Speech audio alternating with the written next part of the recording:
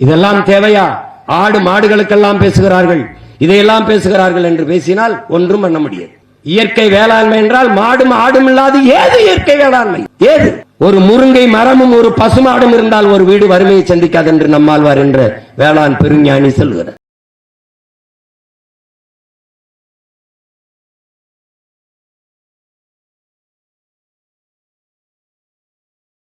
மாடு என்றால் உங்களுக்கு அவ்வளவு கேவலமா போய்விட்டதா? என்னது கொடுமை? மாடு மேய்க்க சொல்கிறார்கள், ஆடு மேய்க்க சொல்கிறார்கள் என்று. அவர்கள் எல்லாம் டாக்டர் ஆகி விடுவார்கள், மருத்துவராகி விடுவார்கள், ஐஏஎஸ் ஐபிஎஸ் ஆகி விடுவார்கள், பொறியாளர்கள் ஆகி விடுவார்கள். சோத்துக்கு மண்ணை திம்பார்கள், மாட்டு சாணியை திம்பார்கள். சோத்துக்கு என்ன செய்வார்கள்?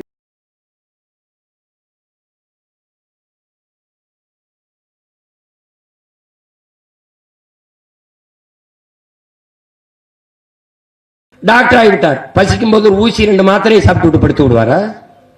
என்ன செய்வார்? என்ன செய்வார்? அறிவார்ந்த மக்களே, எந்த திரவ உணவும் முழு உணவாக ஆகாது. பழச்சாறை குடி, எதை வேணாலும் குடி, முழு உணவாகாது. காலையில் கழிவு உனக்கு வர.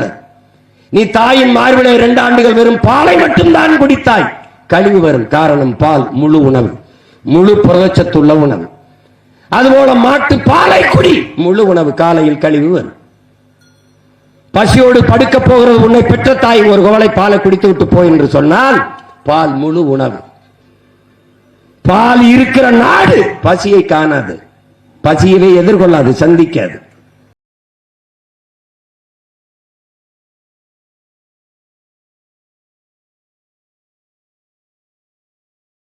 நோய்பட்டு மருத்துவர் இடத்திலே போய், ஒரு நோயாளி இடத்திலே, டாக்டர் இடத்திலே போய் ஒரு நோயாளி உட்கார்ந்தால் அவர் கேட்பார்,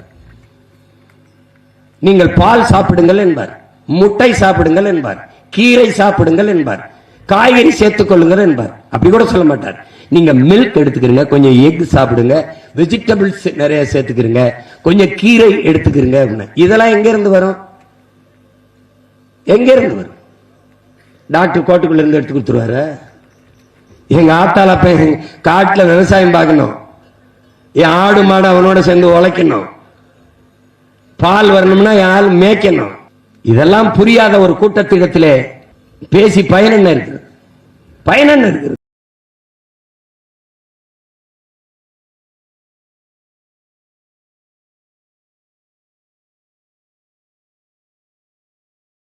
அறிவார்ந்த தமிழ் சமூக பிள்ளைகள் புரிந்து கொள்ள வேண்டும். ஒரு நாட்டிலே மருத்துவர்களுக்கு அதிக மதிப்பு இருக்கிறது என்றால் அந்த நாடு நோயுற்ற சமூகமாக, நோயுற்ற நாடாக, நோயாளிகளை அதிகம் கொண்ட நாடாக மாறிக்கொண்டிருக்கிறது என்று பொருள். ஒரு நாட்டிலே வழக்கறிஞர்களுக்கு, காவல்துறைக்கு, நீதிபதிக்கு அதிக மதிப்பு இருக்கிறது என்றால் அந்த நாடு குற்ற சமூகமாக, குற்றவாளிகளை அதிகமாக கொண்ட நாடாக மாறிக்கொண்டிருக்கிறது என்று பொருள். எந்த நாட்டிலே உணவளிக்கிற உழவர் குடி, உழவு இல்லை என்றால் உணவு இல்லை, உணவு இல்லை என்றால் உயிர்கள் இல்லை, உயிர்கள் இல்லை என்றால் உலகம் இல்லை.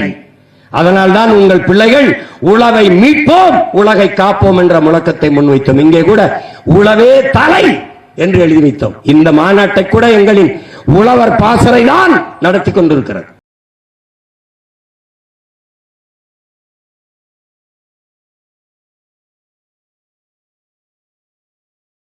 உழவர் குடி என்றைக்கு போற்றப்படுகிறானோ, சுழன்றும் ஏற்பினது உலகம், அதனால் உழந்தும் உழவே தலைங்கிறான்.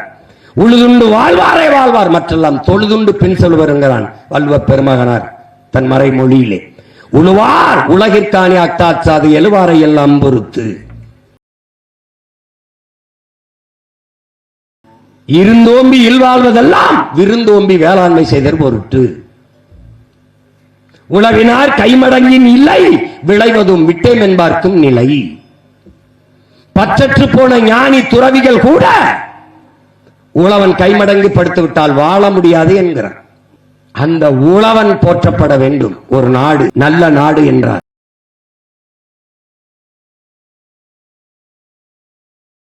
ஆசிரிய பெருங்குடி மக்கள் போற்றப்பட வேண்டும்.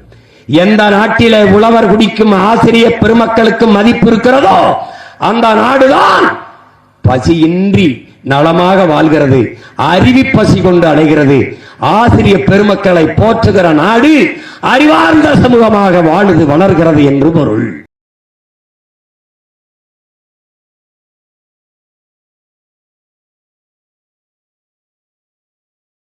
தற்சார்பு பொருளாதாரத்திலே, சிற்றூர்களின் பொருளாதாரத்திலே, கிராமப்புற பொருளாதாரத்திலே முழுமையான பங்கு வகிப்பது வேளாண்மை, வேளாண்மை சார்ந்த கால்நடை வளர்த்தல்.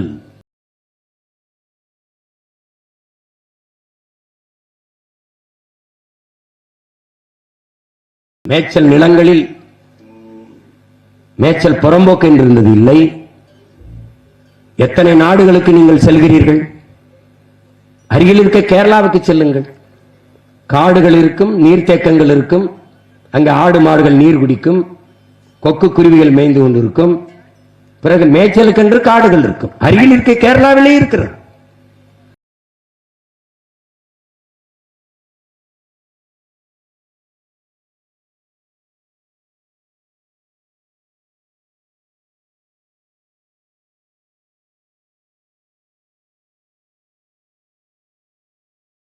ஆஸ்திரேலியா அல்லது ஐரோப்பிய நாடுகள் அல்லது பிரிட்டன் அல்லது டென்மார்க், சுவிஸ் அல்லது நியூசிலாந்து, இந்த நாடுகளுக்கு பயணித்து பாருங்கள்.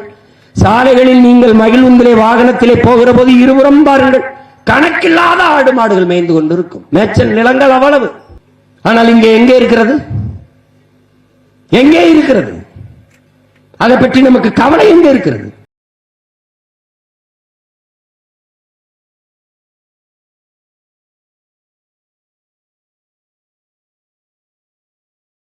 இந்த ஆடு மாடுகள், நீங்கள் தண்ணி தாகம் எடுத்தால் கடையிலே குடுவையிலே வாங்கி குடிக்கிறீர்கள், போத்தலிலே வாங்கி குடிக்கிறீர்கள்.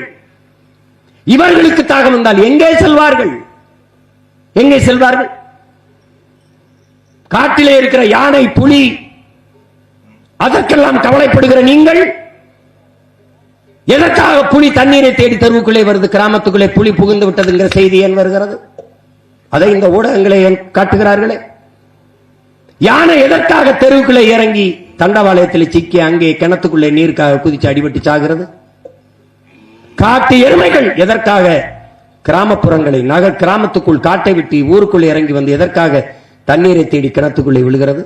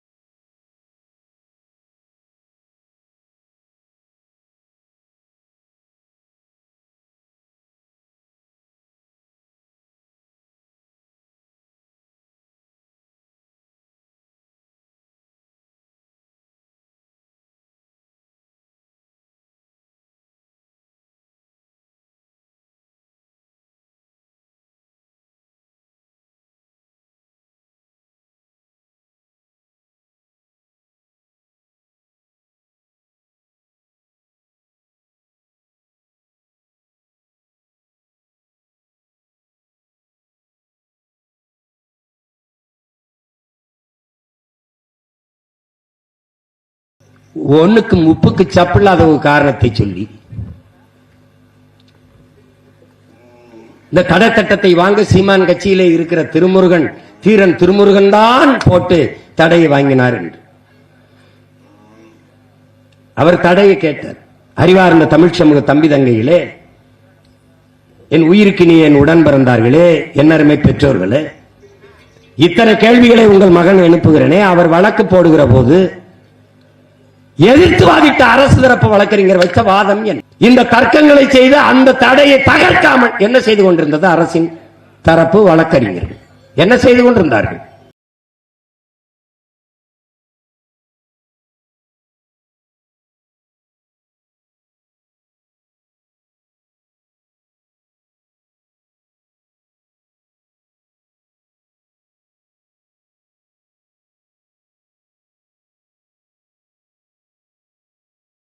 எல்லா மாநிலங்களிலும் மேய்ப்பதற்கான உரிமை பாதுகாக்கப்படுது. அதுதான் தீர்மானமாக படித்த என்னுடைய தங்கை சத்யாதேவி அவர்கள் 2006ஆம் ஆண்டில் இருந்த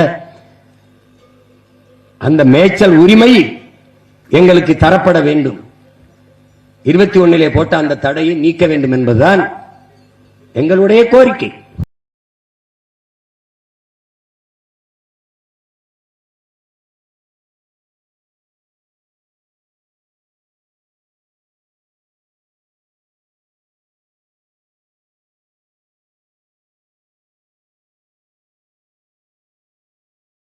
கவின்மிகு முல்லை திருநகர், கவின்மிகு முல்லை திருநகர், இதன் சுருக்கம் தான் கமுதி.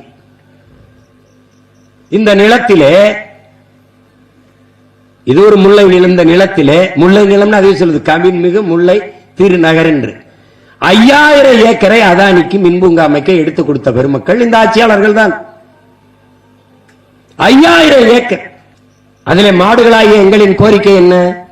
1 மீட்டர் உயரத்திற்கு மின்தகடை பதித்த நீங்கள் 2 மீட்டர் உயரத்திற்கு நீங்கள் பதித்தால் அந்த தகடை கழுவுவதற்கு நீங்கள் தண்ணீரை பீச்சி பீச்சி அடிக்கிறீர்கள். ஒரு தகடுக்கும் இன்னொரு தகடுக்கும் இடையே இருக்கிற இடைவெளியில் கணக்கில்லாத புல்கள் வளர்கிறது. அதை எங்களுக்கான மேய்ச்சலுக்கு நீங்கள் அனுமதிக்க முடியும். அதை ஏன் செய்யவில்லை என்றுதான் கேட்கிறது. இப்ப மாடுகளாகிய எங்களுக்கு இருக்கிற அறிவு மனிதர்களாகிய உங்களுக்கு ஏன் இல்லை?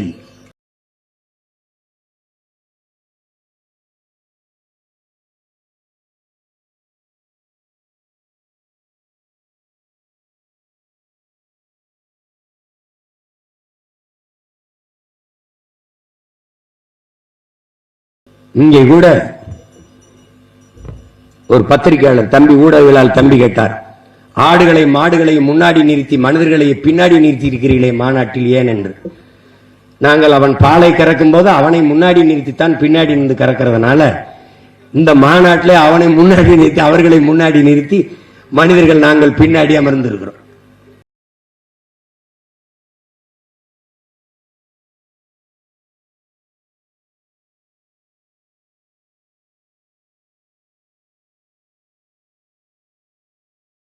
இங்கே கட்டியிருக்கிற எருமை மாட்டுக்கு ஒரு வருத்தம் இருக்கிறது.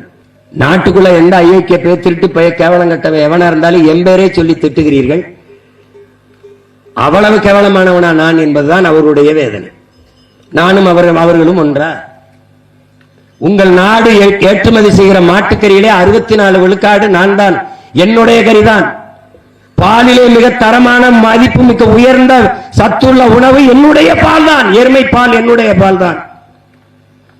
என்னை நீங்கள் வெறுக்கிறீர்கள். என்னுடைய எண்ணிக்கை எங்கே?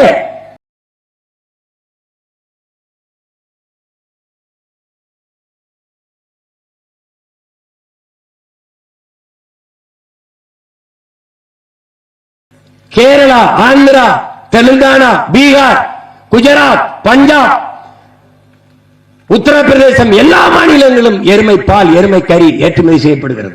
தமிழ்நாட்டில் இல்லை. காரணம் நான் கருப்பாக இருப்பதால் வெறுக்கிறீர்கள்.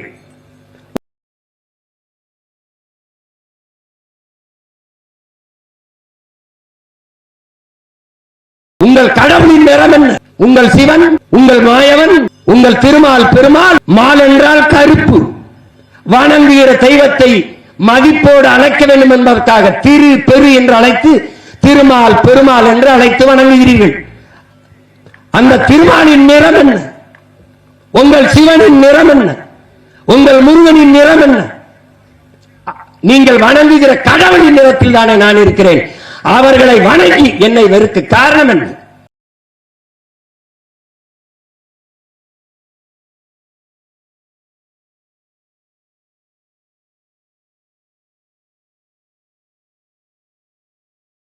எருமை என்று என்னை இழிவாக சொல்ல உங்களுக்கு இதில் எந்த எருமைக்கு தகுதி இருக்கிறது?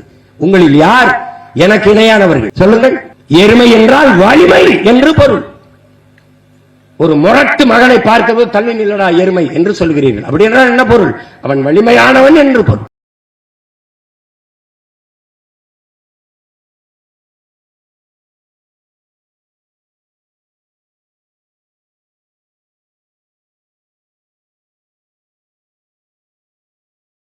ஒவ்வொருவருக்கும் ஆடுகள் அவர்களுக்கு நிறைய ஆடுகள் வருவதாக மாநாட்டில் பங்கேற்பதாக இருந்தது. மழை பெய்ததனால் அவர்கள் வர முடியவில்லை. ஆனால் எல்லோருக்குமான மன உணர்வு கேள்வி இதுதான். எந்த விருந்தில் எங்கள் கறி இல்லாத நீங்கள் இருக்கிறீர்கள்? பிரியாணி என்றால்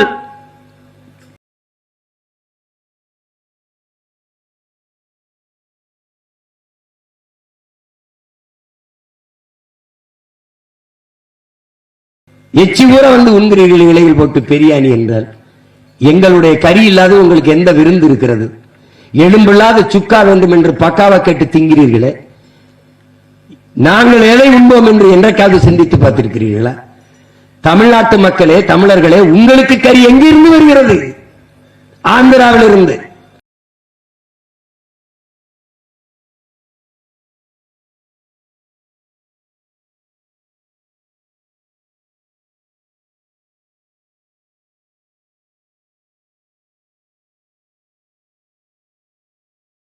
உங்களுக்கு பால் எங்கிருந்து வருகிறது? ஆந்திரா, ராஜஸ்தான் இருந்து.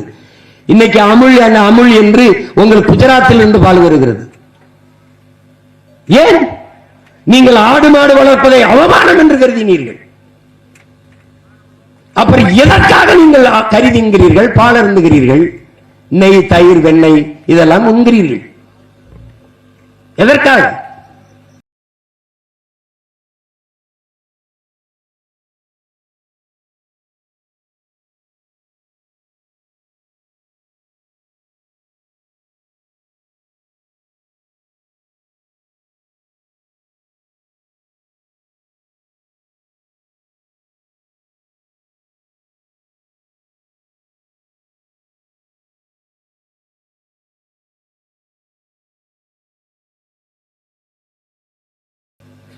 ஆடு மாடு வளர்ப்பதை அரசு பணியாக்கும் என்றால் சிரிக்கிறீர்கள்.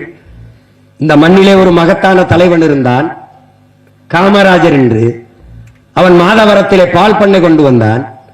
அங்கு வேலை பார்த்த எல்லாரும் அரசு வேலைதானே பார்த்தீர்கள். அப்போது ஆடு மாடு வளர்த்தா அது என்ன பால் விற்கிறது, நாங்கள் வரமாட்டோம் என்று. டாஸ்மார்க்கில் சாராயம் ஊத்தி கொடுக்கிற, சரக்கு ஊத்தி கொடுக்கிற வேலையை அரசு வேலை என்று பார்க்கிற நீங்கள் உலகத்திற்கு உணவு கொடுக்கிற, பால் கொடுக்கிற, கறி கொடுக்கிற எங்களை வளர்ப்பது அவமானம் என்று நினைக்கிறீர்கள். எவ்வளவு பெரிய கொடுமை!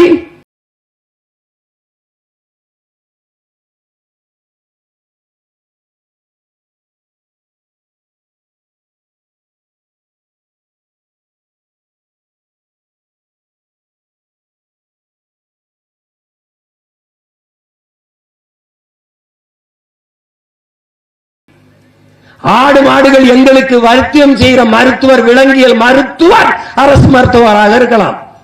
ஆனால் ஆடு மாடு மேய்க்கிற எங்கள் மேய்ப்பர்கள் அரசு பணியாளர்களாக, அரசு ஊழியர்களாக இருக்கக்கூடாது என்றால் எப்படிப்பட்ட மனநிலை உங்களுடையது? எப்படிப்பட்ட மனநிலை?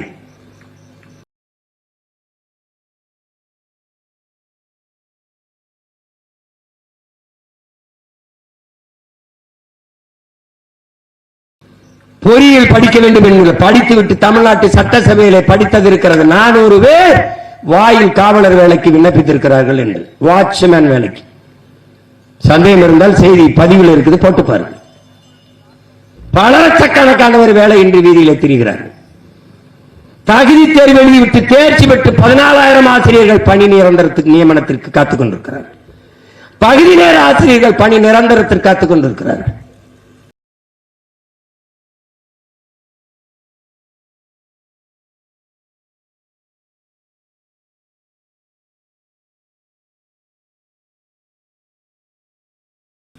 சாப்ட்வேர் இண்டஸ்ட்ரியின் பிதாமகன் பில் கேட்ஸ் 2,20,000 ஏக்கர்ல வேளாண்மை செய்கிறான் அமெரிக்காவில். ஏன்? அவனுக்கு தெரியும் சாப்ட்வேரில் வேலை செய்தாலும் சாப்பிட்டு போய் தான் வேலை செய்ய முடியும் என்று. எதற்காக இத்தனை லட்சம் ஏக்கரில் விவசாயம் செய்தீர்கள் பில் கேட்ஸ்? அங்குதான் நிரந்தர பொருளாதாரம் இருக்கிறது, அங்குதான் எல்லோருக்கும் வேலை கொடுக்க முடியும் என்கிறார். இந்த மண்ணிலே இருந்த நம்ம அன்பிற்குரிய நடிகர் அண்ணன் நெப்போலியன் 500 ஏக்கர்ல வெறும் புல் வளர்க்கிறான். புல், இந்த மாட்டுக்கும் போடுற தீவனத்திற்கு புல் வளர்க்கிறான். அதிலேயே பல லட்சம் ரூபாய்களை பொருளாதாரமாக ஈட்டுகிறார். எங்கு பொருளாதாரம் இருக்கின்ற தெரியாத பைத்தியக்காரரிடத்தில், அறிவற்றவர்கிட்ட நாட்டை கொடுத்து விட்டு சாராயத்தை கொடுத்து செத்து போகிறார்.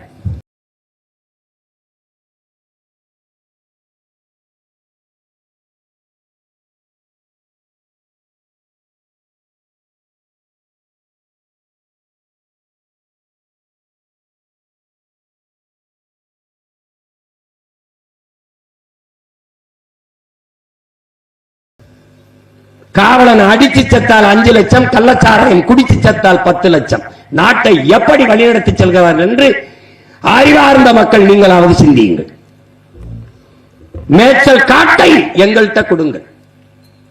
இல்லை என்றால் ஓட்டுரிமை இருந்தால்தான் மதிப்பீர்கள் என்றால் எங்களுக்கு ஓட்டுரிமை கொடுங்கள். இதுதான் ஆடும் மாடுகளும் நமக்கு வைக்கிற கோரிக்கை.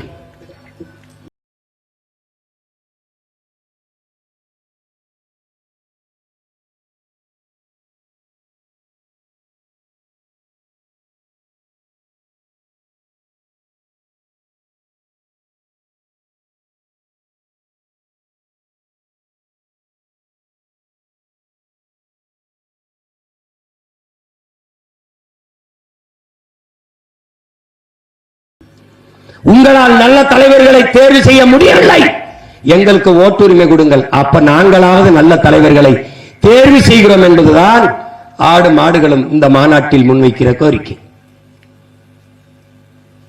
அறிவார்ந்த தமிழ் சமூக மக்கள், ஆடு மாடுகளும் அற்ப உயிர்கள் என்று கருதி விடாதீர்கள். கேடில் விழிச்செல்வம் கல்வி ஒருவருக்கு மாடல்ல மற்றவை என்று வள்ளுவ பெருமகனார் பாடியது. எங்களுடைய தந்தை, எங்களுடைய பெரிய தகப்பன் நம்மாழ்வார். ஏன் எங்களுக்கு அவன் பெரிய தகப்பன்? என் தந்தை, என் அப்பன் என்னை பெற்றான், என்னை காத்தான். என் பெரிய தகப்பன் நம்மாழ்வார் இந்த மண்ணை பெற்றான், மண்ணை காத்தான். அதனால் அவன் எங்களுக்கு பெரிய தகப்பன். இயற்கை வேளாண் பேரறிஞன். தமிழ்நாட்டிலே அந்த தகப்பனை ஒவ்வொரு இடத்திலும் கொண்டு போய் சேர்த்துக் கொண்டிருக்கிற பிள்ளைகள் நாங்கள்.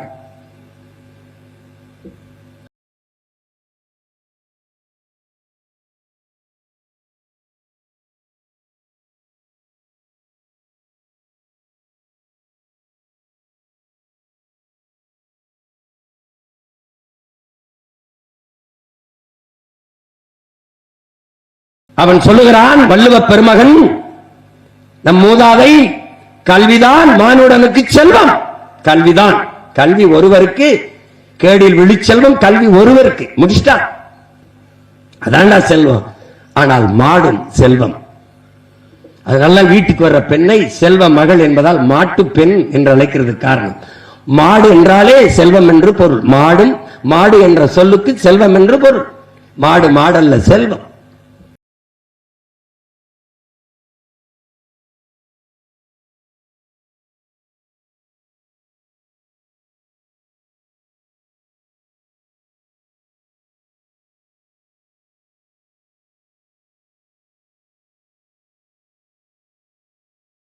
நம் வாழ்க்கையோடு, நம் வாழ்வியலோடு, நம் கலாச்சாரம் பண்பாட்டோடு இணைந்து இருக்கிற ஈடு இணையற்ற உயிர்கள்தான் இந்த ஆடு மாடும் என்பதை எண்ணரும் தம்பி தம்பிகள், இளைய தலைமுறை, தமிழ் பிள்ளைகள் மறந்துவிடக்கூடாது. எதற்காக இவ்வளவு நேரம் பேசிக் கொண்டிருக்கிறோம்? அவன் என் பாட்டன், என் தாத்தன், என் அப்பன், அவர் என் அண்ணன் நம்மோடு உழைத்து நமக்கு உணவை தந்தான். நம் நெல்லுக்கும் செடிக்கும் எல்லாற்றுக்கும் உரத்தை தந்தான். நம் தாய் நமக்கு ஓரிரு ஆண்டுகள் பால் ஊட்டினால் இன்று வரை நம்முடைய பசு மாதா, பசு தாய், கோ மாதா நமக்கு பால் ஊட்டி கொண்டிருக்கிறார். அந்த தாய்க்கு நாம் செய்ய வேண்டிய கடமைக்காகத்தான், அவளுக்காக, அவளுடைய மேய்ச்சலுக்காக நிலம்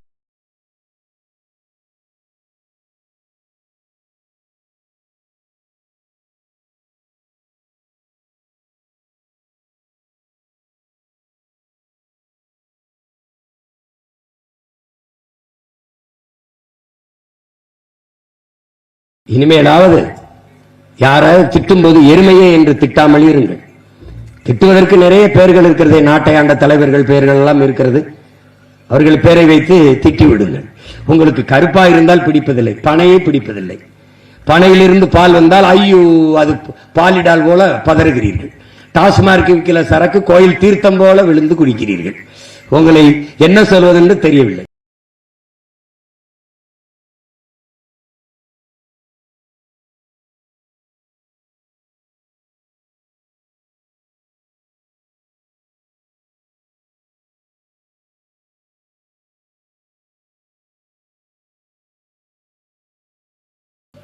இந்த மாடுகள் நீரை குடித்துவிட்டு புல்லை தின்னுவிட்டு பாலை கறக்கிறது. பனை நீரை குடித்து விட்டு பாலை கறக்கிறது. இது பசும்பால், அது பணம்பால். That's all your honour. அவ்வளவுதான். கல் மது என்றால் அரசின் டாஸ்மார்க் கடையிலே விற்கிற சாராயத்திற்கு பெயர் என்ன? அதான் கேள்வி. அதற்கு பெயர் என்ன? அதற்கு பெயர் என்ன?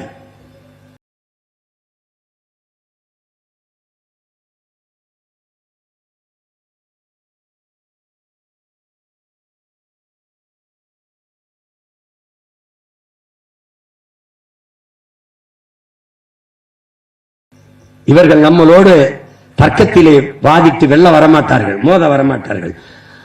வாதத்தில் தோற்பவன் அவதூறை கையில் எடுப்பான் என்பார்கள். இவர்கள் அவதூறை கையில் எடுப்பார்கள்.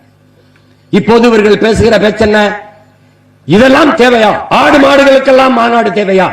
நாம் பிஜேபி வந்துவிடக் கூடாது என்று மோதி கொண்டிருக்கும் போது, சண்டை போட்டுக் கொண்டிருக்கும் போது ஆடு மாடுகள் மாநாடு தேவையா? யாரு சண்டை போடுறா? திமுக. எதுக்கு? பிஜேபி உள்ள வரக்கூடாதுங்கிறதுக்கு. இந்த ஈடி ரைடு வரும்போது ஓடி போனது யாரு? நம்மளா பிஜேபி இவங்களா?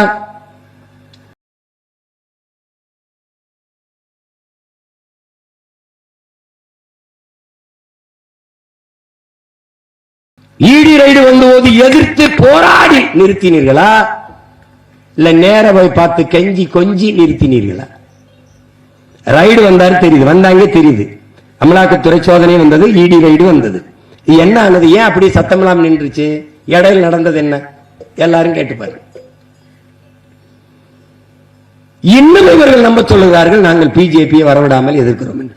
எங்கே இருக்கிறது பிஜேபி? எங்கே இருக்கிறது? திமுகவோடு பல கட்சிகள் கூட்டணி வைத்திருக்கிற போது அதிமுகவோட அது ஒரு கட்சியா ஓரத்தில் நிக்குது. அது வந்துரும்.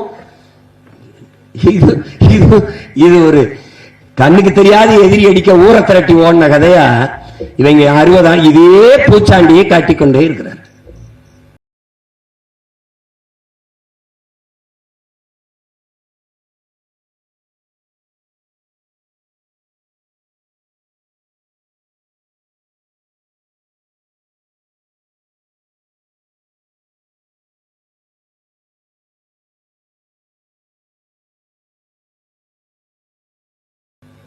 ஆடு மாடுகளை பற்றி கவலைப்படாத நீங்கள் ஆவின் பால் விற்பது எதனால்? ஆவின் பால் விற்கிற அரசிடத்திலே நாங்கள் எழுப்புகிற கேள்வி, ஆ எங்க? ஆ என்றால் பசு, கோ என்றாலும் பசு. உங்களுக்கு தெரியுமா என் உடன் பிறந்தார்களே?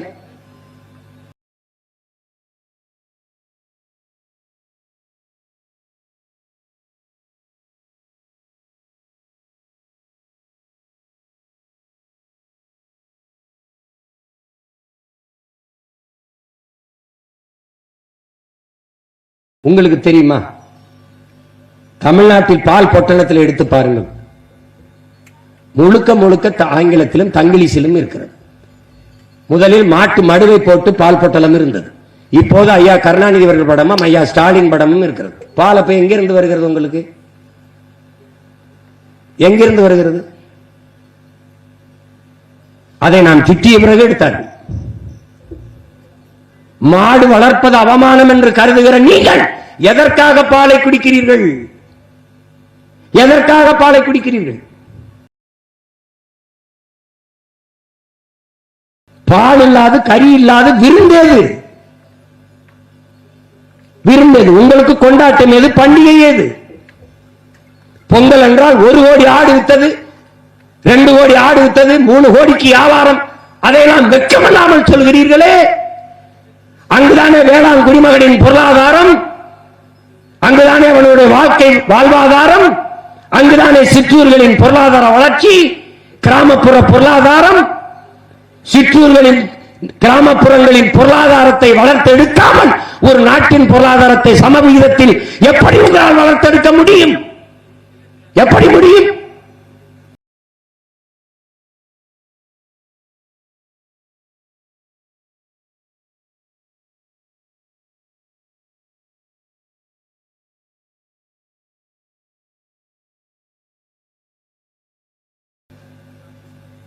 வேளாண்மை செய்வது இழிவு, ஆடு மாடு வளர்த்தல் இழிவு, நாட்டுக்கோழி வளர்த்தல், பட்டுப்பூச்சி வளர்த்தல், நெசவு செய்தல் எல்லாம் இழிவு, மீன் பிடித்தல் இழிவு.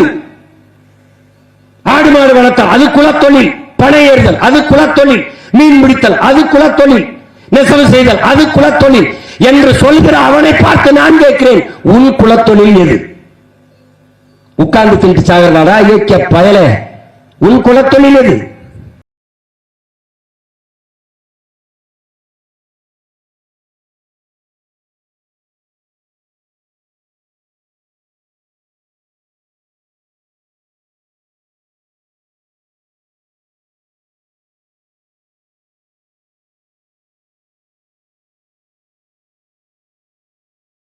இது தொழில் அல்லடா, என் பண்பாடடா, என் கலாச்சாரமடா, என் வாழ்வியல் முறை, வாழ்க்கை முறை.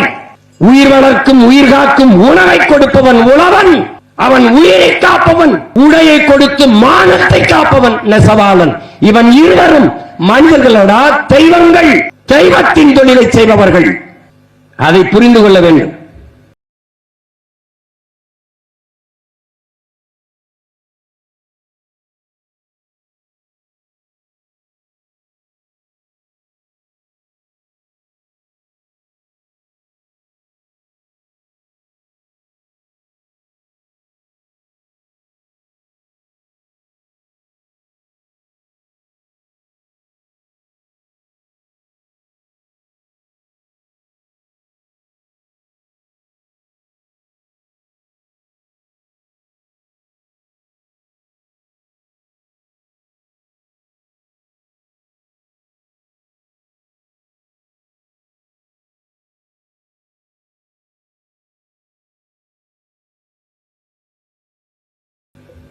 மாயோன் மேய காடுரை உலகை, வேந்தன் மேய தீம்புணல் உலகை என்று தொல்காப்பியம் பாடுகிறது.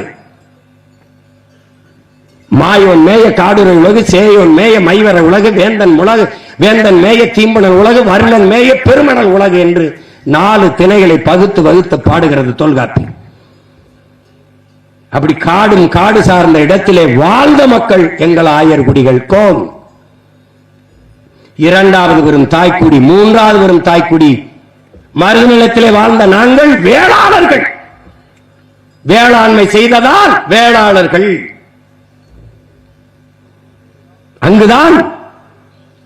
அங்குதான் கலை, இலக்கியம், பண்பாடு, பாட்டு, இசை, கூத்து எல்லாம் உருவானது. அங்குதான் அரசாண்டோம், அங்குதான் நாங்கள் பாண்டியர்களால். சாதாரணமாக இருப்ப ஒருவன் அமைச்சராகிவிட்டால் மாண்புமிகு அமைச்சர் என்று ஆவது போல நாங்கள் அரியணை ஏறி அரசாட்சி செய்கிற போது பாண்டியர்கள் என்றால்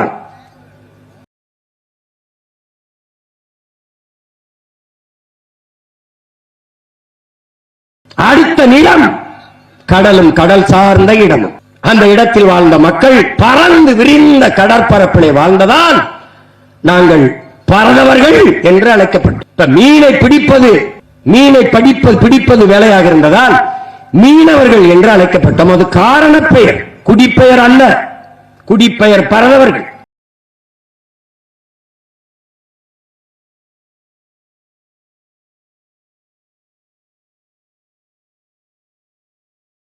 எங்கள் குடிப்பெயர் ஆயர். குறிஞ்சி நிலத்திற்கும் மருத நிலத்திற்கும் இடையே வாழ்ந்த மக்கள் என்பதால் இடையர்கள் என்று அழைக்கப்பட்டோம். அது காரண பெயர், குடிப்பெயர் அல்ல. குடிப்பெயர் கோல், அரசர்கள் என்று பொருள்.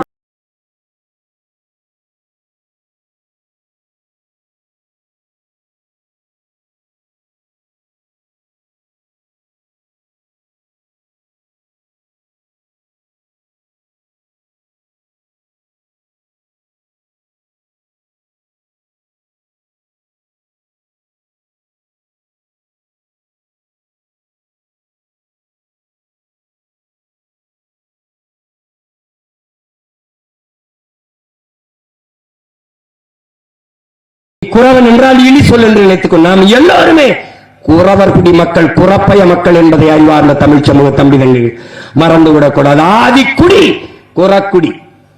இதனுடைய நிலை, கொடிய நிலை என்ன? இன்றைக்கு பழங்குடி மக்களாக இருக்கிற, தொல்குடி மக்களாக இருக்கிற குறவர்கள், இருளர்கள், இவர்களுக்கெல்லாம் இன்று வரை சாதி சான்றிதழ், குடி சான்றிதழ் பெற முடியாத நிலையில் நிற்கிறார்கள். இந்த ஆதிக்குடிகளுக்கு இருக்கிற அரசியல் இடம் 2 எஸ்டிக்கு 2 இடம் தான், 42 இடம் 2 இடம் கூட்டல் 44, 2 இடம்.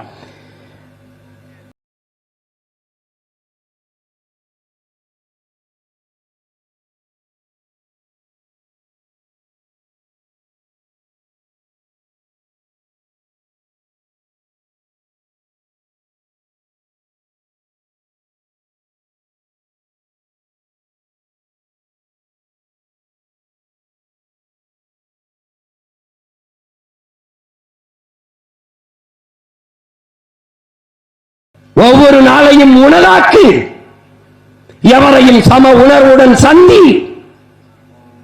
நீ பட்டறை கல்லானால் அடி தாங்கு, நீயே சம்மட்டியானால் ஓங்கி அடி என்கிறார் நம்முடைய அறிவியல் அடையாளம் ஐயா அப்துல் கலாம் அவர்கள். நாங்கள் பட்டறை கல்களாக இருந்து பல ஆயிரம் ஆண்டுகளாக அடி வாங்கிவிட்டோம். இப்போது சம்மட்டியாக மாறி அடித்து நொறுக்க வேண்டிய தேவை வந்துவிட்டது. அந்த சம்மட்டி அடியைத்தான் ஆகஸ்ட் 3ஆம் தேதி எந்த தடை இருக்கிறதோ, எந்த வனக்காவலர் அவரை மலையில் இருந்து நுழைய விடாமல் கீழே தோள்பட்டை பிடித்து தள்ளினாரோ அதே அடிவாரத்திலே பிரபாகரன் மகன் இன்னவார் வீரன் அழகுமுத்துக்கோனின் பேரன் அந்த இடத்திலிருந்து மாட்டை ஓட்டிச் செல்கிறேன். எவர் தடுப்பார் என்று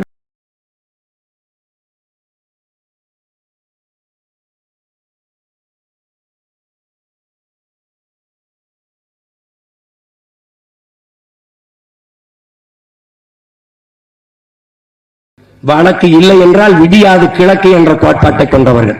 தடை என்றால் அதை உடை, சிறை என்றால் அதை நிறை. இதுதான் எங்கள் கோட்பாடு. இதற்கெல்லாம் அஞ்சுகிறவன் ஒரு வீர மறவனாக, ஒரு போராட்டக்காரனாக இருக்கவே முடியாது.